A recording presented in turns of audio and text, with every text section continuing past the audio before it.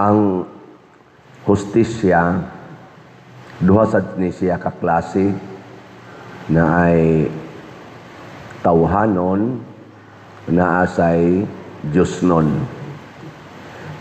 Lingi ako no imong tupad ing na unsa may hustisya nimo. Tawhanon o Diosnon. Pananglitan sa hustisya kanang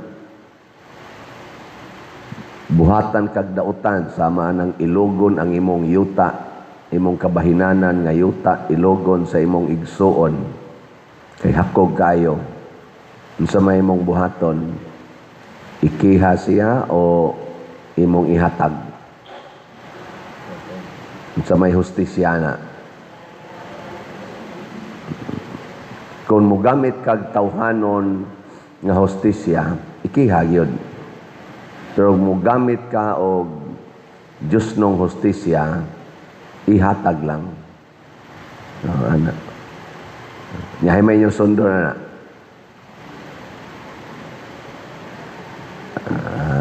Wala mo ayon. Labaw na gyud. Nga matod pa diri sa atong unang pagbasa, ang mga dautan bisag maghigda, nagplano kunog dautan bisag naghigda ba? Nya inig kaugma og makahigayo na sila, ila ding buhaton. Unya arog na ay gaplanong mopatay nimo. Gusog na ba kay patay hasta gani driver sa balhabal in town. Usa na move it. Sus. Di na pasayloos mga tulisan. Nya magsige ra bag-ingon ang atong leader sa DILG ba na nga malinawon kuno kay atong nasod karon, secured kaayo. Ato na sang niaging adlaw, vlogger, gipusil sad, patay gyapon. Gurgur ba?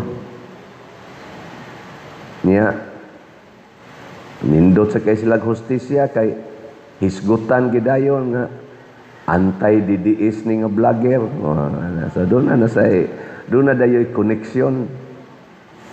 Na karon ang kayumtang na ay tinoyo, na asay dili tinoyo, na ay giplanuhan, na asay wa planuhe kay inig hisgot gani og usa ka hitabo unya adto dayon ipahid sa kontra kana giplanuhan na bisag naghigda sila ilan ang giplanuhan.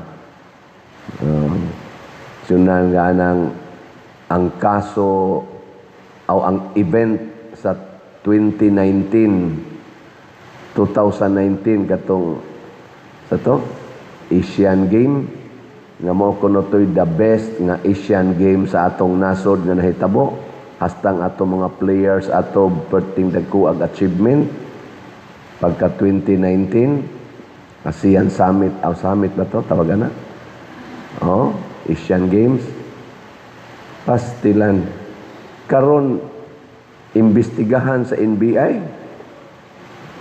2019 ang NBI nga bag-ong na-appoint karon nga head imbestigahan niya kay mura kunog nakasensya nga naay corruption.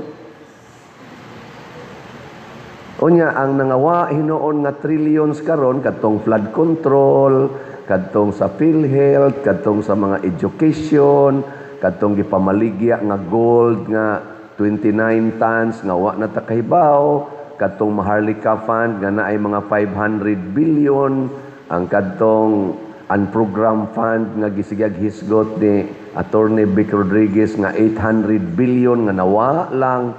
Wa paningkamuti aning atong mga NBI karon nga imbestigahan. Adto sila mo imbestigar atong 2019. Ngano man kay ila na sang ipahid ngadto sa ilang kontras politika. Mao na gitawag og giplanuhan nga bisag naghigda sila, nagplano sila ana matud pas Ginoo. Kamo paghigda ninyo gabi unsay inyong giplano? Basig-sige sa mong ingon, paninglon ko tong utang. niya og di gayto mo bayad, pailan ko tong kasong buang nako ana. Or ako tong sulungon ang kabit sa kong bana, wagi di batasan ni bayhana, ba ako gitong magplano kag dautan ba sa imong isig ka tao. Tanawa lang ko ng impeachment nila karon, ilang impeachment ba? Gitawag nag-fishing expedition. Niabot na lag unom ka adlaw naman tingali ang hearing, unom na ka hearing o pito na ba na ka hearing. Wa gyud mapamatud ang ilang unang article nga nag-ingon si Vice President kuno nagkontrata na og assassin para mogorgor sa presidente, sa iyang asawa o sa former speaker. Wa gid na mapamatud kay ang duha ka NBI nga nagunang mga saksi, mamunti lang main nga saksi, witness, magsige lang ingon, wala akong alam diyan. Alam mo na ba kung sino talaga ang assassin, nasabi nyo assassin na kinontrata na ng Vice Presidente? Wala akong alam diyan. Walang alam mo niya. Ilan nang gipailag impeachment niya, wala sila'y alam. Pero unsa may ilang gibuhat karon?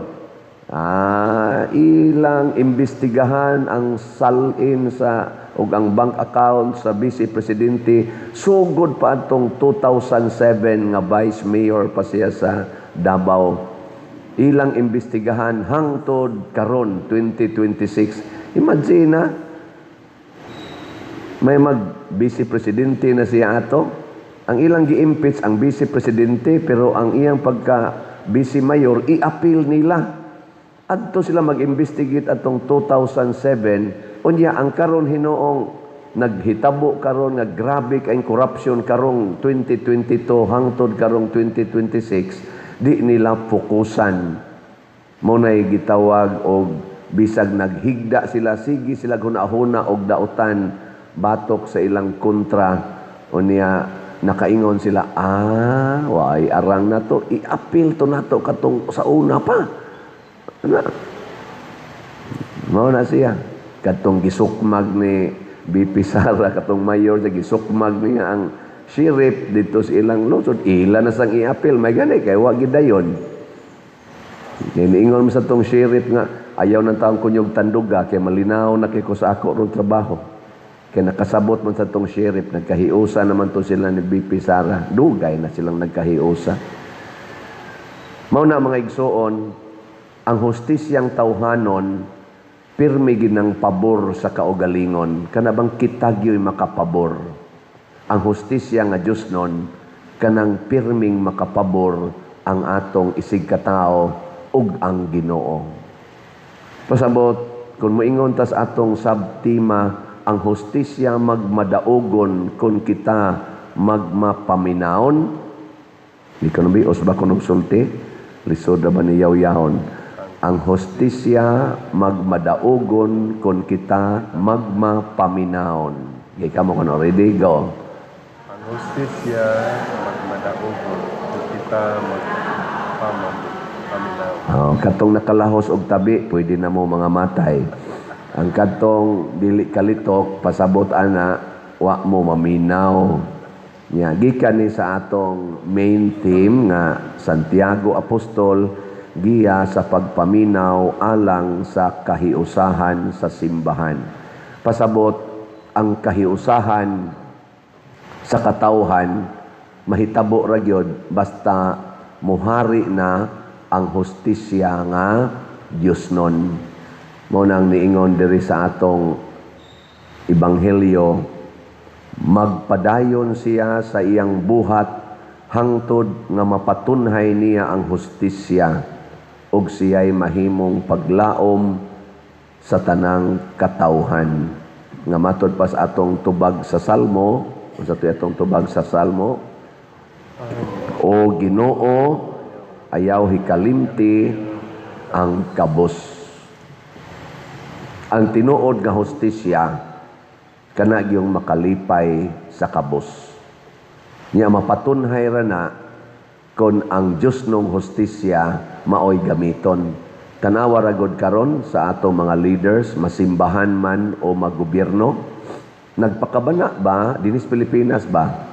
Nagpakabana ba sila maayo? Priority ba nila ang hustisya aron malipay ang kabos? O ang hustisya aron malipay ang ilang kaugalingon? Mga igsuon, kining nangawa na tong kwarta, kining pagsigig kinihaay nila, ipapriso ang mga kaatbang nila sa politika, kining pagkontrol sa gahom gikan sa executive ngaris legislative, nga murag ang executive may control na sa legislative, ambot kang judiciary nato wa pa baka makontrol, ilhan o niya na inig chorus matod pas kanta, ilhan na sa chorus. Kay wa naman nagkahiusa naman ang lower house, Congress o ang Senate, nagkahiusa na generally speaking ngadto padong sa executive, ngang executive sige sad pangkiha kinsa tong moatake ikiha gyud. Ito aman nila ang pagkiha, to aman nila ang pag-execute. Pusas dayon, pusas dayon. Gamiton yung gahom ba? Pusas, pusas. Kani mauna ni siya ang tawhanon nga hustisya. Pero ang Ginoo nag-ingon sa diay sa tigisultis Ginoo sa unang pagbasa. Sa tayong gingon. Ingon siya diri, alaot kadtong mga tao nga bisag naghigda, naglaraw dautan. Laot ko no to. Nganong alaot man? Kay sa ilaw niyang buhaton, sakmito nila ang mga uma nga ilang magustuhan, ingon man ang mga balay ug ang mga kabtangan. O mao man nahitabo karon nga kabtangan hastang flood control budget na mga kuha na. Busa nag-ingon ang Ginoo, batok kaninyo may gilaraw na akong dautan nga dili gayod ninyo kalikayan. Lingyan na sa imong tupad ing na naglaraw baka pagpalit og raffle ticket. Ing na kuno, ing na naglaraw ka nga mopalit kag raffle ticket karon. Naglaraw? Congratulations. Ang ato ra bang gidamgo dinis atong parokya nga mahuman og mabayran gyud ang atong bell tower. Hapit na ra ba kay nitingog na karon ato nang patingogon karong adlaw. Atong paningkamutan nga mutingog na inig-abot ni Archbishop Abit Oy unyang hapon. Atong bagtingag maayo kay mao pa nay pagsugod niya tingog anang kampana. Haron mahibaw ang atong mga kaigsuonan nganong ni bagting man. Ani abot ta des Archbishop mo na kanong mga sakristan ato na ni sila didtong pa standbayon sa bell tower sugod igkaudto hangtod na gyud magduka sila dito kay inig abot na gyud sa atong arsobispo ug moabot og 5:45 gika alas 12 magatang na sila dito niya igka 5:45 PM moabot dayo bagting din na sila tan makaingon sila pader murag injustisya naman na pader atong soyag bagting ya tanawa di ang atong gibutangan sa Adoration Chapel tanawa lingi ba di mo sad mumulingi na tanawa ko hawa na pasabot na blessingan na kita na mo diya sa Lord. Sus naay daghang mga tao nga way mga tug in town diha. Ang atong kontraktor way mga tug hanggap sa abog, hanggap sa baho aron lang gyud mahuman. Praise the Lord, 98% na nga nahuman. Okay. Pero bayron nun baya na kusgon ko gini ba? Kusgon ko gini. Bayron nun na siya. Human ana, isunod ay nila ang atong CR. Malapasan tingalita sa atong pista, pero ay mo kabalaka. Abot na yung panahon. Di pa mo mga matay, makagamit na ta sa atong CR diha. Public CR nga nindot sa diha sa atubangan, mga August, mahurot na maupos na ng mga haligi diha. Basin pag mga labing dugay diha, mga 2 years, labing dugay, mabutang na tong mga ribolto. Pero gusto mo nga madalig kabutang ribolto, panungtong mo dito, haron kamo mo ay atong himuong ribolto diha. Okay ra ninyo? Nang di mo mubiya ba? Itaw. Ngaigsoon, di unta sad ta malimot sa panginahanglan sa kabos. Ang atong parokya gid ni nga kabos. Nganong kabos man, wala pa ta niining mga facilities nga kung gisgutan. Unya kaning ato mga lingkuranan, ato paning ilisan, maghimo patag bag-ong kumbinto, maghimo pagid atong dako nato diri nga activity center. Kabos kay ta dinhi wa tay klarong social hall, nga kana bang presentable og kana ganing functional gid ba? Capable and presentable para sa ato mga dagko nga mga kalihukan. Pero sige lang, di gid ta mohunong matud pa diri sa atong ebanghelyo, di ta mohunong hangtod mapatunhay ang hustisya. Ug unsa may hustisya nato dinhi nga malipay unta ang atong parokya o parokyano. Kamong naas abroad, mga online parishioners outside the parish dinhi sa Compostela, lipayon sad mos Ginoo kung inyong lipayon ang parokya nga kabos. Unya in general, mangandoy ta makabaton unta tagbag-ong mga leaders sa simbahan man o sa gobyerno nga ang priority mao ang paglipay sa kabos. Sama sa atong patron Santiago nga nagpakamatay para sa atong pagtuo, nakahatag siya kalipay hangtod karon sa simbahan ug sa kalibutan. Nasa detay gibutang diri nga ribolto usa na ka-blessed si Blessed in Leon in South T. Dinhi na nagpuyo punos una. Dinhi na siya nagpuyo. Kana dihang atong CWL ato nang tarungon kay himuon ta na dihang mini museum, himuon ta na dihang Blessed in South T nga kana ganing hall. Kay anha siya mag-agian padog sa kas kumbinto niya. Namartir na siya sa dihang pari na siya, namartir siya didto sa Spain muntingali. O niya karon blessed na padong na sad siya masanto. Di ba?